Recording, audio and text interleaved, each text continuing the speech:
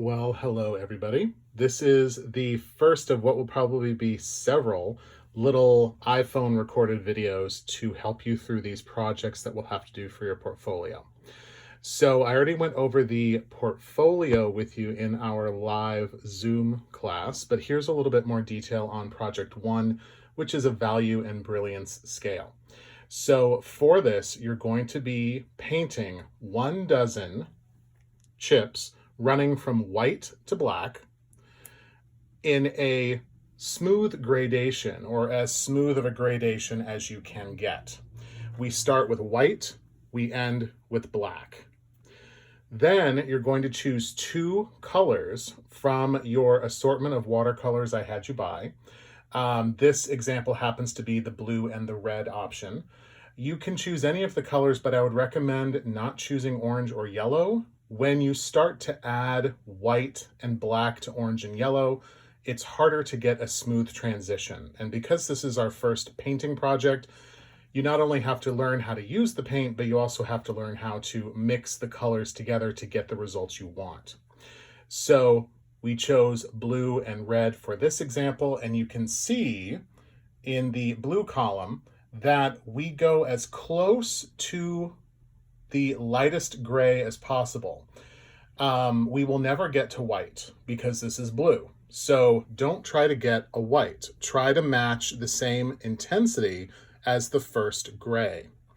Then as you add either white or black to it, you will get all the way down to the darkest blue possible, a very dark inky blue that will line up in intensity with the darkest charcoal gray. But again, you will never get down to black because this is blue and not black. Now the same applies to the reds. So you'll go from pink into kind of bubblegums and corals, then down into burgundies, maroons, port colors, and then ultimately down to this deep wine, but again, never getting to black. So when you mix colors like this, you will start with your true colors. So I believe this is the true red and this is the true blue. So you can see they're in different positions on the chart already. So you'll start by laying down the true color in a paint chip. And then as you mix your colors, as you go up, getting towards the pastels, getting towards, the whitest color possible, you're going to add the red pigment to the white. You're not going to try to add white to red. If you do that, you're going to burn through all of your white. When you mix color, you always add dark to light. So when you put your palette together, you're going to start off with your little cell of red, your little cell of white, and you're going to add the red to the white and mix. And always add a little bit at a time because you want to go from the softest baby pink down to the true red. Now, once you're done with that gradation, you're then going to take your palette or your little cell of red, and you're going to have a cell of black, and you're going to add the black to the red a little at a time, because remember, you add dark to light. Now you can see, because the red is further down on the chart, you're only going to have 3 that you have to transition into. Because the blue is higher up, you'll have to have more. You won't know this until you start mixing colors. So I can't tell you that you should have 7 lights and 2 darks, because we don't know until we start mixing. So always add dark to light. Do not add light to dark. So don't add white to red. Don't add red to black. Go in reverse. Add the red to the white and the black to the red.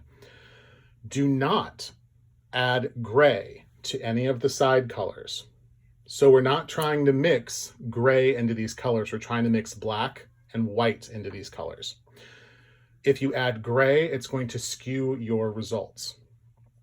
One of the things that we're learning as we color mix is that depending on the amount of pigment we add, it's going to give us a different result, and every color is different. So adding, let's say, a drop of red to white will have a different result than having a drop of yellow to white, because yellow is a a brighter color. It's a more translucent color once you start mixing it. So don't do that. We have to go a little at a time, little baby steps. And with this gouache watercolor, it is very concentrated. So you don't need to add a lot to get a result. I tell you this because I don't want you to burn through all your colors and have to buy more. You know how expensive gouache is, even if you're buying the generic stuff. So this is also a project that only works with gouache. We are not using acrylics or oils or latex or watercolors that you get in those little packets, you know, when you get a little watercolor kit from Crayola. This is a artist's medium. This is used by illustrators, and it's a different texture of paint, but it gives us beautiful opaque colors, which is what we're after. We're basically making our own paint chips. So this is what the finished project looks like. We're painting on Canson, we're mounting on Bristol. Canson has a different texture to it. It's less smooth, so it will hold the paint better. This has been cut out. Each chip has been cut out and mounted onto the Bristol board. The way we do that is we take a piece of Canson paper and we mount it to a backing. So I have it mounted here on that Masonite drawing board I recommended that you all buy. Not all of you are going to have a drafting table at home. Not all of you are going to have an art setup. So this is a great way to have like a portable artist's table. It is a Masonite board if you haven't bought it already. It's quite rigid and heavy. It does not warp, so it's great for mounting onto. When you take your piece of Canson paper, the first thing you'll do is mount the corners. So you can see right up there, I've got a 45-degree angle piece of tape, and that appears at every corner. You mount that first, and you pull it taut so that the paper does not wrinkle. Once you have that in place, you will then apply tape to the perimeter to tape it down even further. This piece of paper was already warped when I put it down, but you can see that it's wrinkled. If you have a pristine piece of paper and you begin to apply watercolor to it, the paper is going to absorb the water and wrinkle. So this will prevent the paper from warping, so that when you cut out your swatch colors, they will be perfectly flat. So that's why I'm having you tape it down in this way. If you don't tape it down, it's going to wrinkle and curl, and then it will never lay flat. So beware. Now, when it comes to drawing our grid, here is an example. For this exercise, each little chip you create will be 2 inches by 3/4 of an inch, and I have left a 1/2 inch between each one. So in order to do this, you take your T-square, you align it at the top of the board and draw down. So there's my T-square, you know, kind of missing in action. So the T-square would be aligned here and aligned here. And you will measure out your grid and then draw through with your T-square. The concept of eyeballing it is not welcome here. Our eyeballs are curved, and so what we might think is a straight line is actually not a straight line. It's slightly curved. So you want to use something that will not lie to you, and what does not lie is the T-square and the ruler. So we are not eyeballing this. We are measuring it out and drafting each little rectangle. I have just done the upper corner of this piece. In reality, you're probably going to have 2 full rows, possibly 3. Because when you start with your gray scale, you'll of course start with white, you'll have your black, and then you'll just fill in all of these. Your eyes are going to get tired. You're going to start seeing colors that are not as true as they really are. You're going to think that you have a tight gradation with variations between each color, and you don't. So it's best to overshoot and do every cell going from your lightest gray to your darkest gray. Then once you cut them all apart, you can see which ones are repetitive and which ones are individual. So you'll do that for black and whatever other 2 colors you have. So you'll be doing a lot of these. So let's talk about mixing these colors. So I'm just using red, black, and white because I only want to do one example. But I've added water to the red, and you can see that it's moving. You know, if we were talking about a glass of wine, we'd say this has legs. You know, it's moving. So it is not too watery, it is not too thick. When it comes out of the tube, it's going to look like this, right there. This is too thick. This is the consistency of toothpaste. If you paint with your paint straight out of the tube, the colors that you lay down on the paper will crack because the paint goes down too thick. We want the paint to go down nice and smooth, creating an opaque finish. This is the black. If this happens to you, don't freak out. What you'll have to do is just tip the palette a little bit so that you can get access to the black pigment without the water interrupting you. This can happen with your paints if they have been on the shelf a little too long. It doesn't mean they're wrong. It doesn't mean anything's wrong with it. But do not mix that pigment in with that liquid because it'll thin out your paint too much. You want to have a nice dollop of paint right there. So I'm going to show you, how we're mixing this. So here's my little Bath & Body Works lid full of water. So you're just going to touch that, like that. You're not going to take a measuring cup and dump water in this. And then you're just going to loosen up the paint. Now, as you can see, this is still too thick. We want a consistency like this. So I'm going to add just a skosh more until we get the consistency we want. So that's still too thick. And now we're kind of closing in on what we're after. So this is where we want to be. Maybe a little bit more. Okay, so I think that is good. There we go. So you don't want it too dry, you don't want it too wet. So let me show you what I've laid down over here. So here's a little gradient on the red. This one right here is what happens if you paint straight out of the tube. You can see it's kind of chalky. It doesn't have a beautiful clean edge like the rest do. So that is straight out of the tube. This is a good rendering on that. It's very opaque, it's very smooth. If it's too thick, you start to get things like this down here where you can see the ridges. You don't want that. You want nice, clean lines. And then down here, I was adding the black, so you can see how we get darker and darker and darker by adding black to the red. But then down here, I intentionally messed this up so you could see that this is too watery. If it's too watery, you get streaks. If it's too watery, you start to see the paper through. What we want is nice opaque color. So that's our goal. Also, if you get something that's too watery like this, do not wait for it to dry and then paint over it again. What will happen is the paper will absorb too much water and it will ripple. As well, if you put too much water on the paper, it will start to break down the paper. So you're better off starting over rather than risking ruining something that you've worked pretty hard on. So that's bad. This is good. We love this right here. That guy right there, that guy up there. Avoid ridges and wrinkles in your paint. So as far as mixing it goes, I'm going to be mixing the red into the white for this. So I've already got quite a bit of red on my brush. And I'm just going to say, why not? Let's just go for it.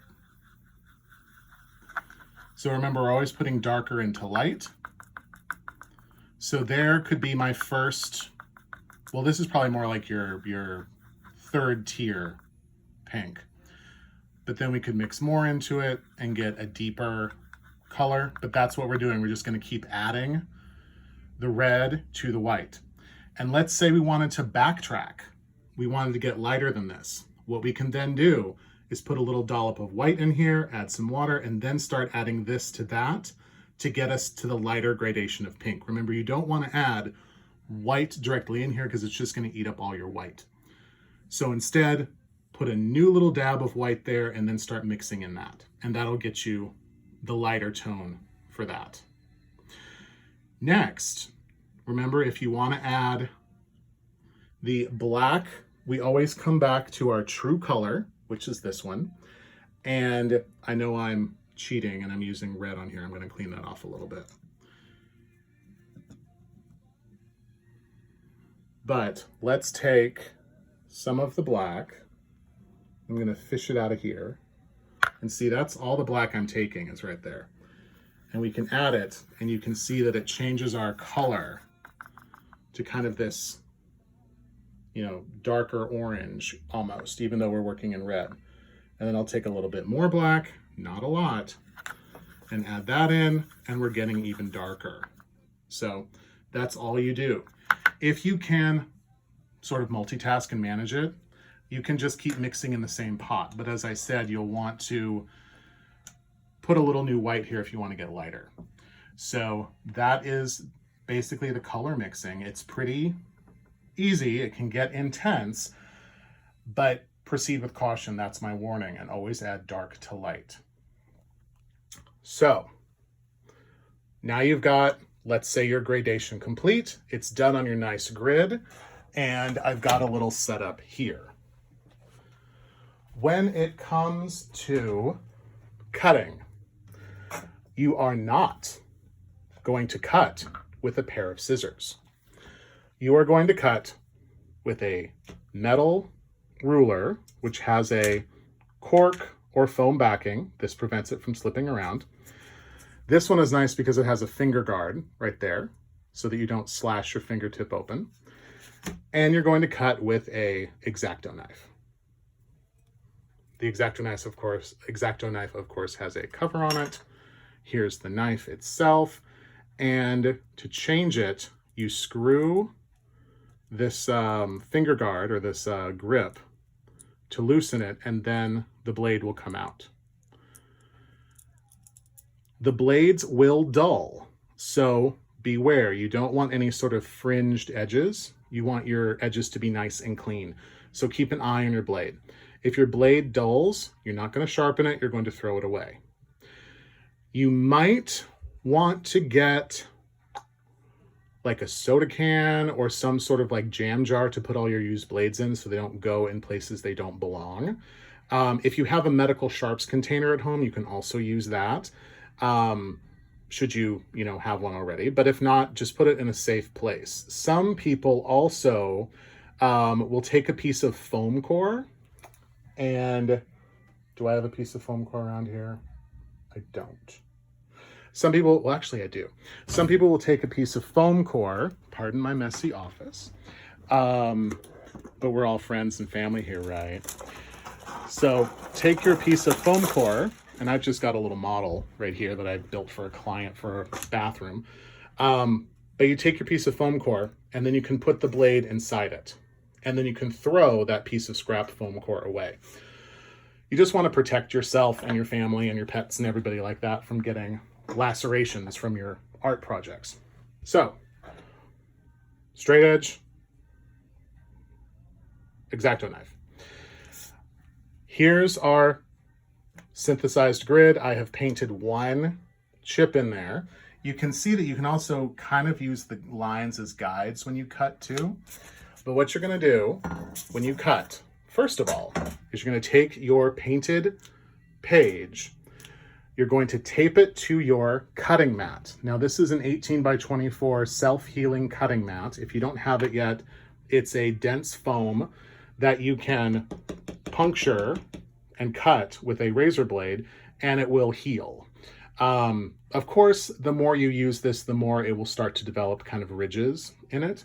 So eventually this will have to be replaced, but you can get, several years out of this. I think I've had this one for 10 years. And it's still kicking, but you want to cut on this. You don't want to cut on your masonite board because it will gouge the board and give you an uneven surface. You do not want to cut on a wood surface because you'll ruin it. You don't want to cut on tile. You want to cut on a rubber mat.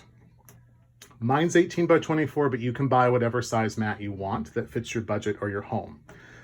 These mats should be stored flat, either under your bed or sofa, or you can see this one has a hole in it. I hang mine on the wall when I'm not using it. If this is stored rolled up, it will hold its shape if it gets heated up. So this is not the thing you want to throw in the back seat of the car and then put groceries on top of it because it will warp in the heat. So beware of that. But we're going to take our painted page, we're going to tape it down the same way we did before with our corner tape, and then we will lay our straight edge down. We'll align it with our grid lines. Then we will lay our hand on it. With the other hand, we will come through and cut our sample out. When you cut, you want to press your knife against the side of the ruler so there's a little bit of tension. This way, your ruler will help keep your X-Acto knife true and straight. You don't want to have a wobbly line. Again, as I said, we're not cutting with scissors. We are cutting with this. And with the X-Acto knife like this, it helps keep your fingers away, or rather with the ruler like this, it helps keep your fingers away so you will not get cut. I would advise buying one of these. If not, you're going to be working with something like this, where your fingers are perilously close to the edge. And when I was a little design baby, I cut the tip of my middle finger off. You know, of course, it's the best finger. But I cut the tip of my middle finger off, and I didn't know I was bleeding until there was blood all over the project. That's the beauty of a sharp blade. It doesn't hurt. And it only hurts when you have to redo everything because you bled all over it. So anyway, we want to keep this taped down nice and tight so we can cut this out without any hiccups, and each piece will be stored to the side. Now, what I would also recommend you do is as you cut these out, keep them organized.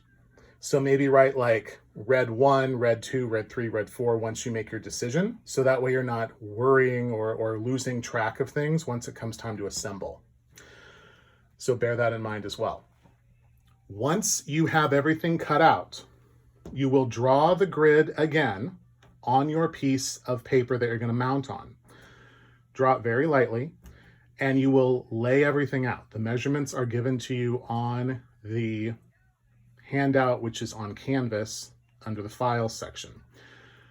Lay it all out. When it comes time to gluing, you can use a Elmer's glue stick. It works just fine. This is going to be put into that portfolio I had you buy, so it's going to lay nice and flat. But I would lay it with Elmer's glue.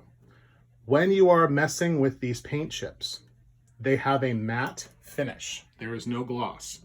So that means that they're going to attract dirt. So keep these paint chips clean. Do not let your cat walk across them. Don't put your hand on them like this because it's going to leave a oil mark from the oils in your fingers. So be careful. It's a shame to have beautiful color chips and then you've got, you know, various bits of dirt and dander stuck all over them. So be careful. So once you have everything cut out, you will then put it into your portfolio, which I have here. And that will be the first project that we're working on in the class. So you'll draw your grid on this new piece of paper as well, just to help you get everything in place. At the bottom, you'll put a title bar, value and brilliance scale, and it can be handwritten or computer generated. But this is our first project. So this is teaching us the early stages of color mixing. This is teaching us adding dark and light. This is also teaching us production. We're cutting, we're mounting, we're making sure everything is plumb and straight. We want it to look good. Color mixing will get more complicated as we move on to the Munsell color wheel in our next assignment, where we will take our true colors, paint chips, and then add black and white to them so that we begin to introduce ourselves to shades and tints in that way. And then color gets completely out of hand when we start doing this project, which is going to come, I think, about week 6 or week 5. And we'll talk about this project when we get there because I really don't want to burn anybody out before you've even started. But this is a really cool project and we're building this nice little portfolio for you. So that is our first little how-to video on mounting, cutting, mixing paint. And until next time, I hope you have a great week.